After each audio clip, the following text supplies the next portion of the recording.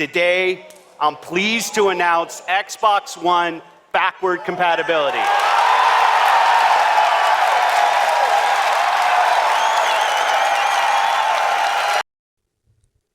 That was Xbox chief Phil Spencer at E3 this past week, announcing a feature that so many have wanted since the Xbox One first launched. We're taking a look at it today as Xbox One preview members can try it out for themselves with a small number of first-party 360 titles. It'll work with both discs and digital titles, though at the moment discs do seem limited to the NTSC region. Digital games you own appear in your ready-to-install list just as any other Xbox One game does. Just hit install and it'll download to your console. What's also pretty neat is that Xbox 360 games seem to have their own game hub. Considering that the Xbox One is doing this through software emulation, the end result is so slick that you'd be forgiven for thinking it was just natively running on the console.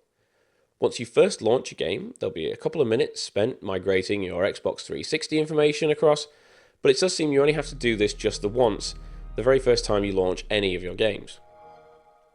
From here on out, it's just as if you were playing an Xbox 360 game, right down to the old school notifications that pop up for things like signing into Xbox Live.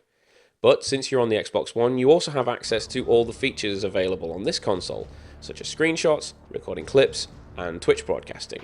It all works just as you'd expect it to, so for example, with Twitch, just snap the Twitch app, set up your broadcast, and share some good old nostalgia with all your followers. And we're expecting to see a lot more of these older games on Twitch throughout the course of this year. But to say this is in preview right now is credit to how much work Microsoft has already put into it. The experience is virtually faultless, aside from those disk issues which we're seeing here in the UK.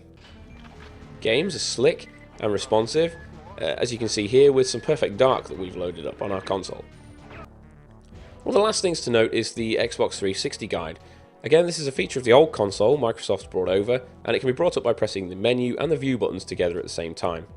Achievements are also available, though if you've already scored the points on your 360 through playing games the first time, you won't be able to double up and get them again. All in all, this is a well-executed feature that'll prolong the life of some terrific games from Microsoft's last-gen console. But it also might make it easier for some to finally make the jump to the Xbox One. It'll roll out to everyone later this year with an initial list of 100 supported titles.